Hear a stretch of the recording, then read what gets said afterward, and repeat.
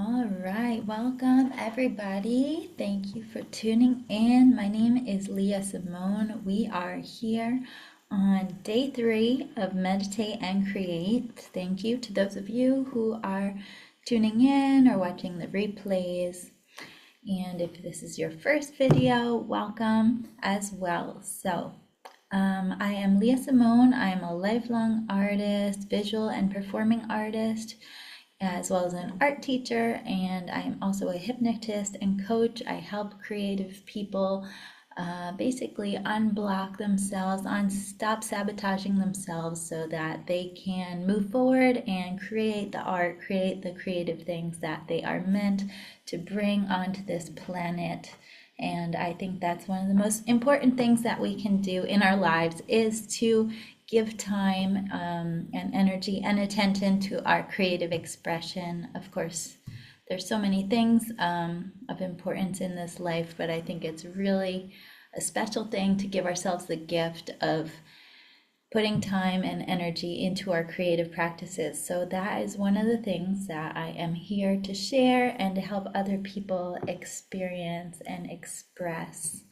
All right, so we're going to jump right into it. Today is going to be a little different than the previous days. So today I am going to attempt to share some NLP techniques, actually. NLP stands for Neuro-Linguistic Programming. It kind of encompasses a wide variety of different techniques and practices that are used to help reprogram our mental habits, our thought processes, and kind of the mental habits and tendencies that tend to hold us back or prevent us from doing all the things that we would like to be doing. So it can encompass so many things, but we are going to focus specifically on changing or shifting our mental habits that might be preventing us from pursuing our creative practices or excuse me, those things that you always wish you were doing, but somehow your brain maybe has an excuse or a reason why it's not doing it. Of course, those excuses aren't always rational or reasonable, but those are the ones that our brain invents to sometimes actually the motivation behind these self-sabotages or obstacles. The brain thinks it's keeping us safer by not letting us do these things. It's funny how our brains work that way. Okay, so I am going to share 2 different techniques. I'm going to do my best to share them with you online. So these are a little different than the previous meditations that we were doing, because you still kind of are going to stay in a bit of a conscious state, a more conscious state while we're doing these practices. So I am going to get started. I'm going to be using myself as an example. So the first one is a really cool technique that can be used when sometimes in life there exists a situation where we want 2 things at the same time, and sometimes those 2 things are in opposition of each other, and it prevents us from doing the one thing that we really want. So an example that I'm going to give you,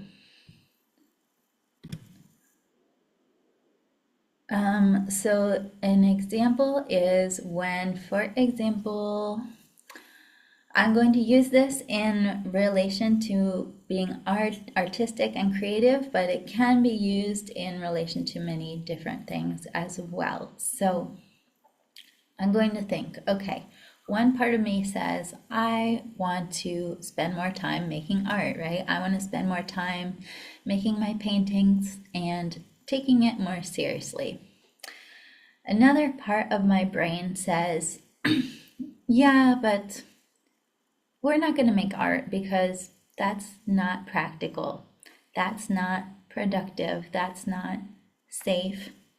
And we're going to focus on other stuff that is deemed more practical. Okay, so I'm going to explain this technique, and you will probably have to watch me go through it a bit. And then to try it yourself, you may have to pause the video, take a little time to reflect, and try it on your own.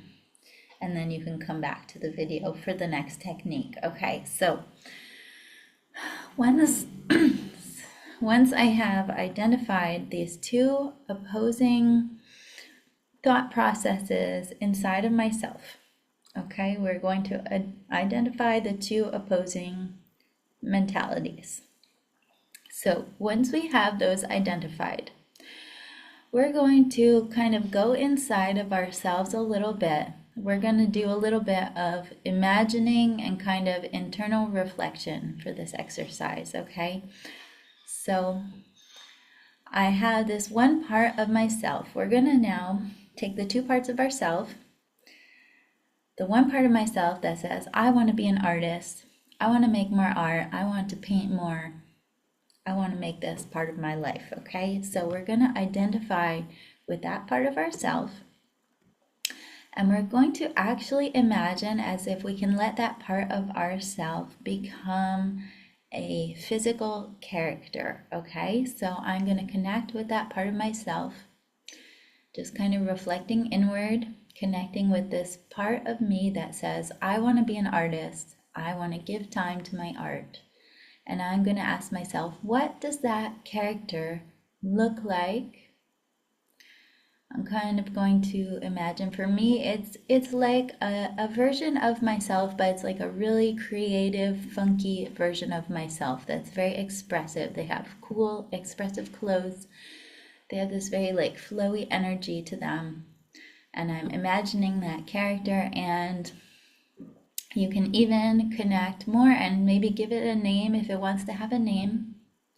I'm just going to call mine Artsy Leah. I'm Leah, so it's Artsy Leah. Okay? So we're just letting that character kind of be embodied in our mind. Okay, so then there's the other character now. We're going to, once we have that one kind of figured out, we're going to connect with this other character, right? There's this other character in me that's like, yeah, art's cool, but it's not practical. It's not a way to make money. It's not a way to be serious, right? So there's this other character in me that's like, we have to be serious and focus. And I can already feel its personality. It's separate, right? So I'm connecting with that character. And I'm just going to call it Serious Leah. And Serious Leah more kind of has its arms folded. It's more rigid. It's more like, we have to be serious. We can't be playing all the time. That's kind of the energy that it's giving, okay? So, and you can develop these characters more if you want.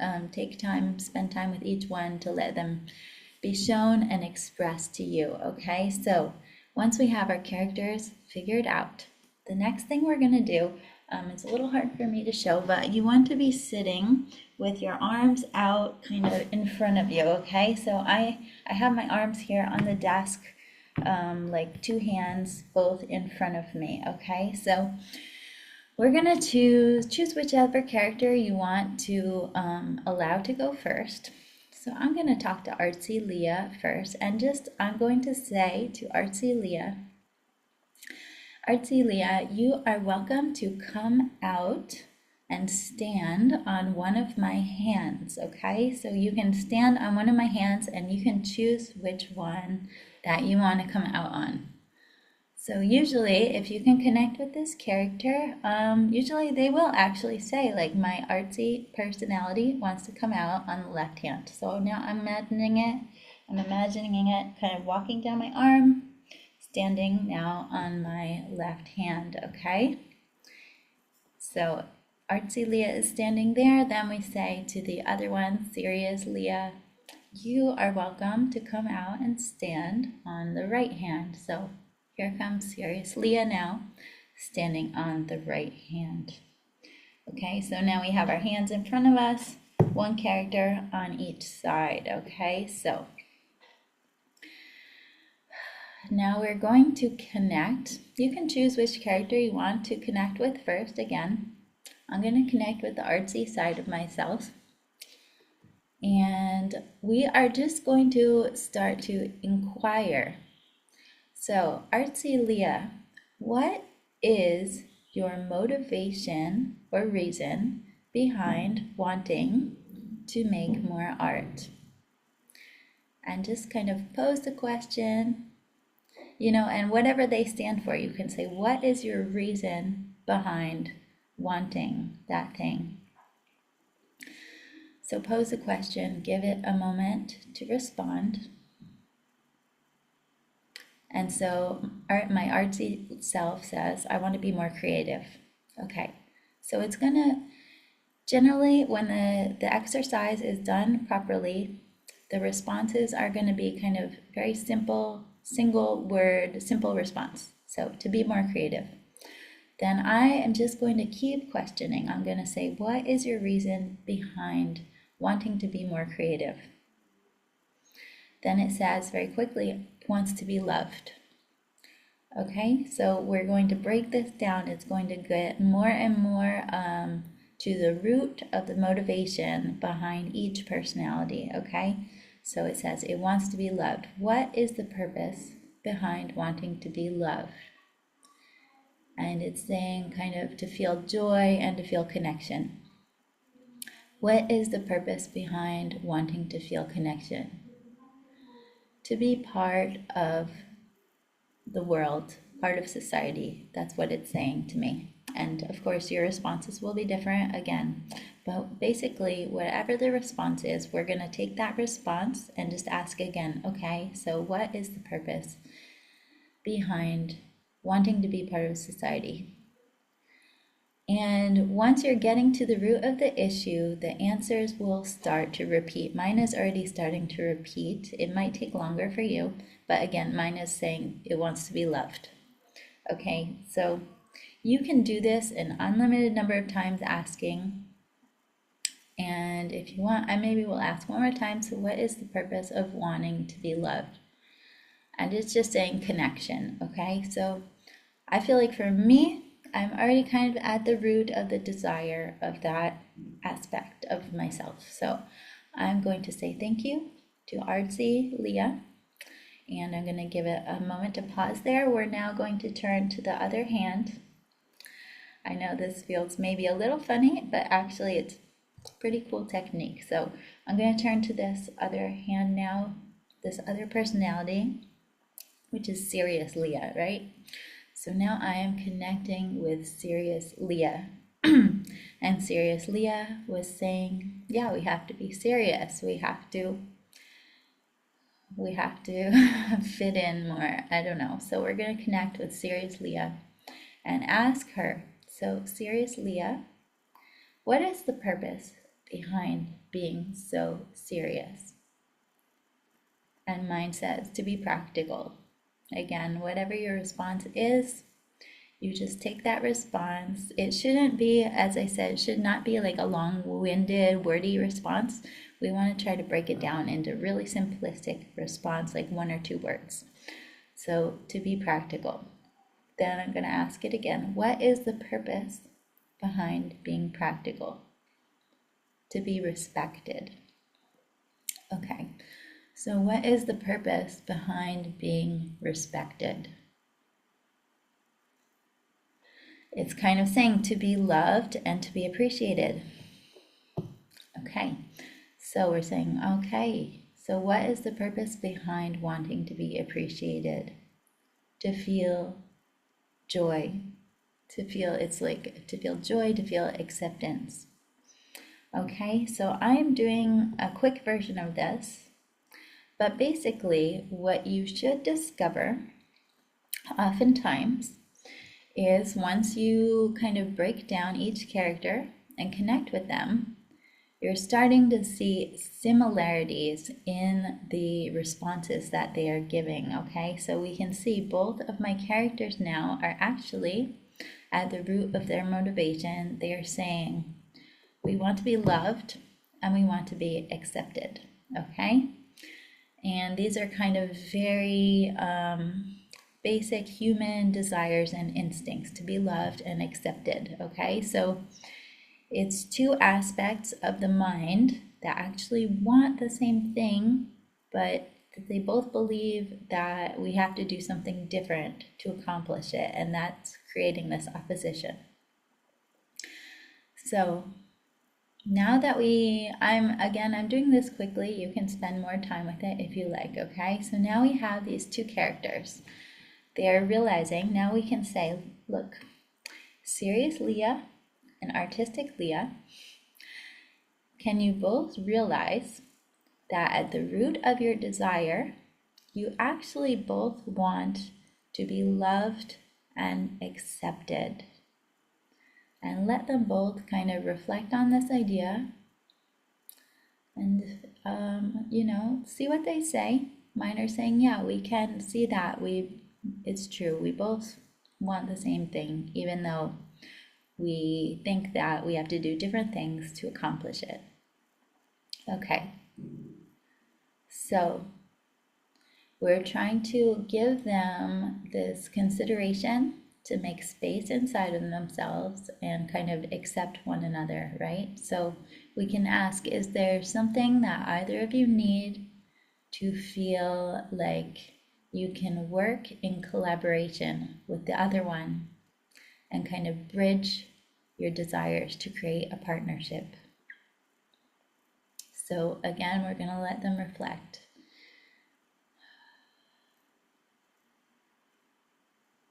Mine are just kind of like, I think both of my personalities feel a bit frustrated and tired, and they're like, yeah, okay, maybe we can try something different.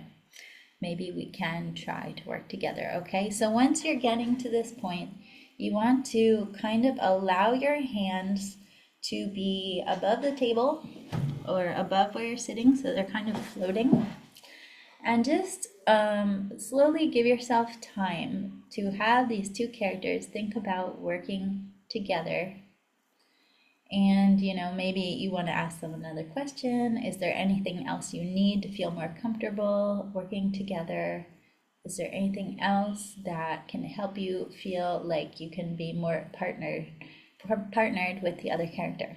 Okay, so as you're doing this, connecting between the two characters, you might actually notice your hands maybe not, but ideally your hands are going to gradually, naturally start to float closer together, okay? This is like an unconscious, subconscious process of the brain.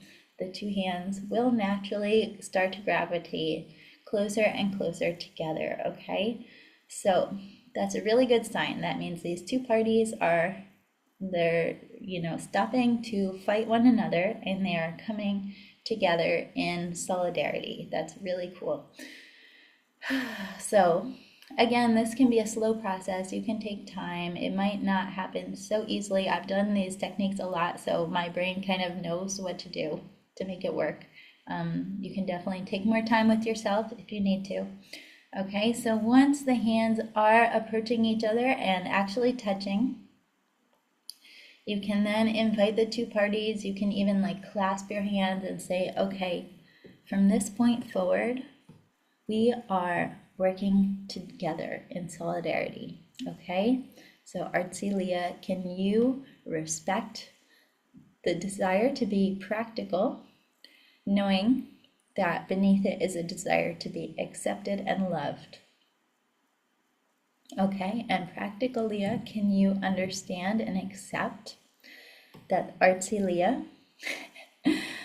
also wants to be loved and accepted and to feel joy? And these are the root motivations behind these desires. And if we can work together, there is finally the possibility to satisfy both parts of ourself, okay?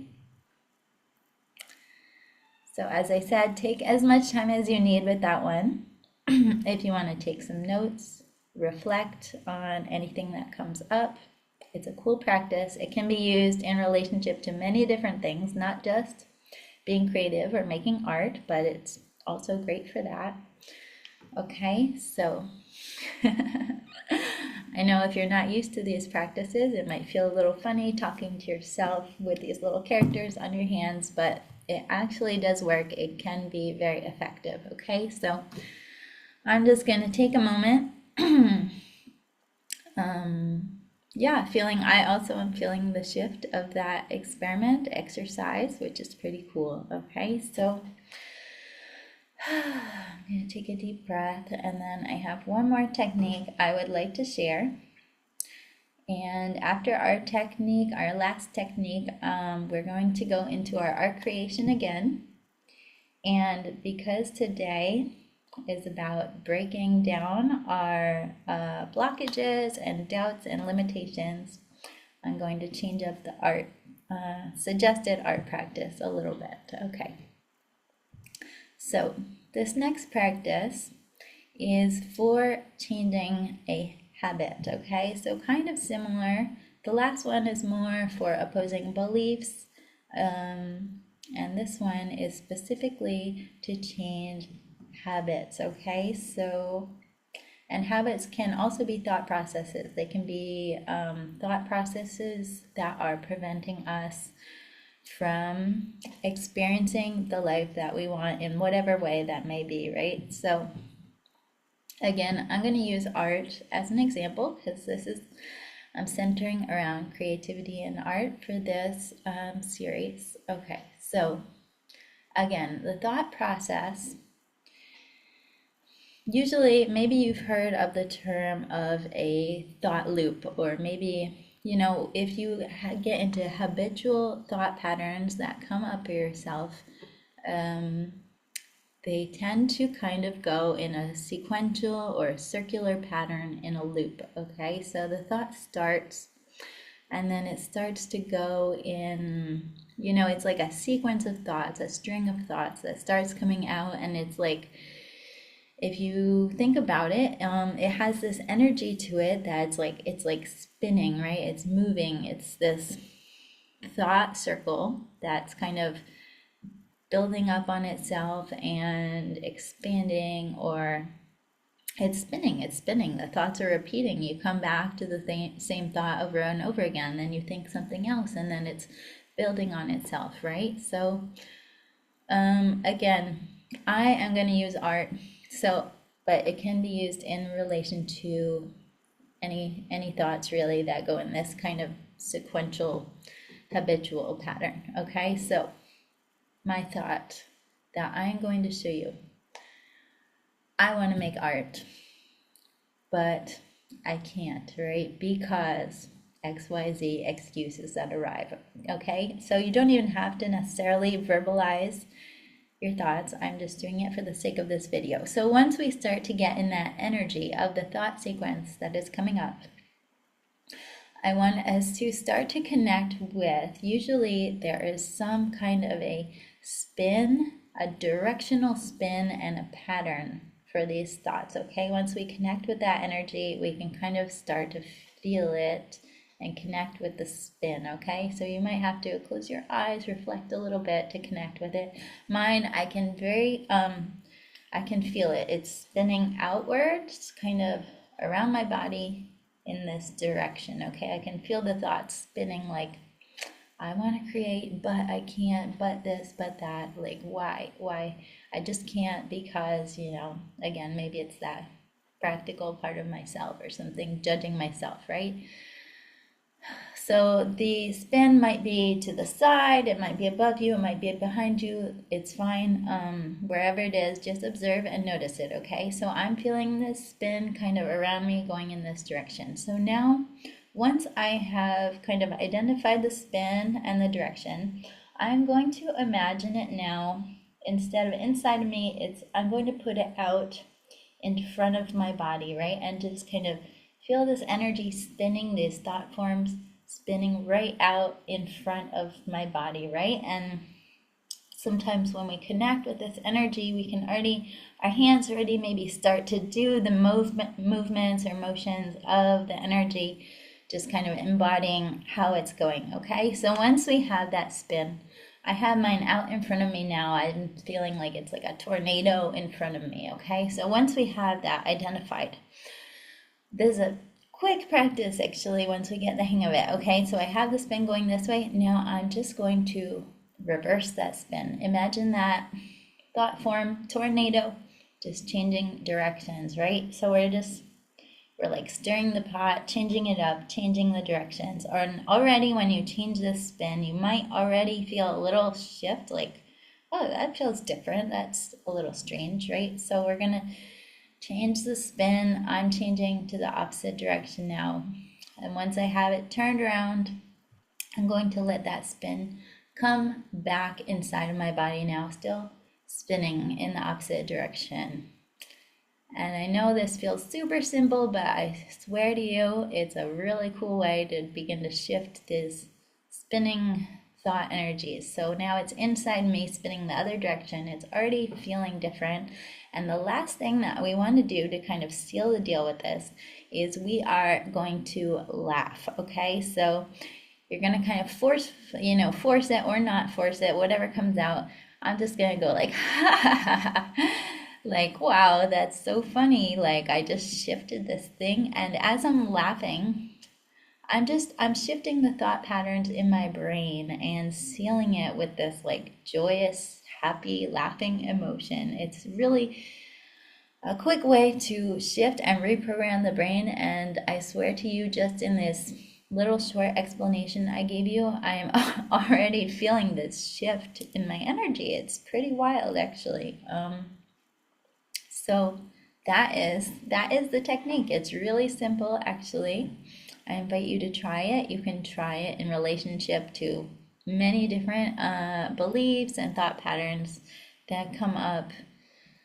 Okay, so those are the practices that I wanted to share with you today. If you want to pause the video and give them a try, feel free. But try not to disappear for too long. So I am hoping now, once you finish your practices, we can jump into our art creation time. So I just want to invite you for today for art creation, since we are working with breaking down barriers, breaking down limitations.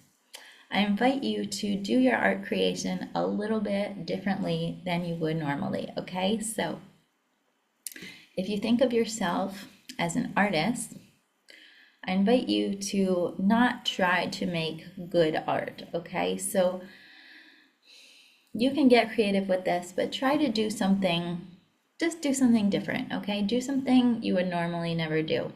Maybe you want to dip your pen cap in some ink and paint with that.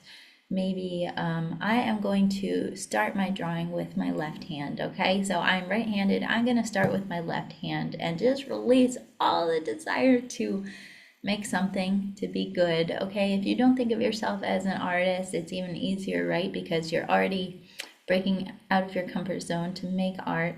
But still, I want you to try. Maybe just use color combinations you would never use normally.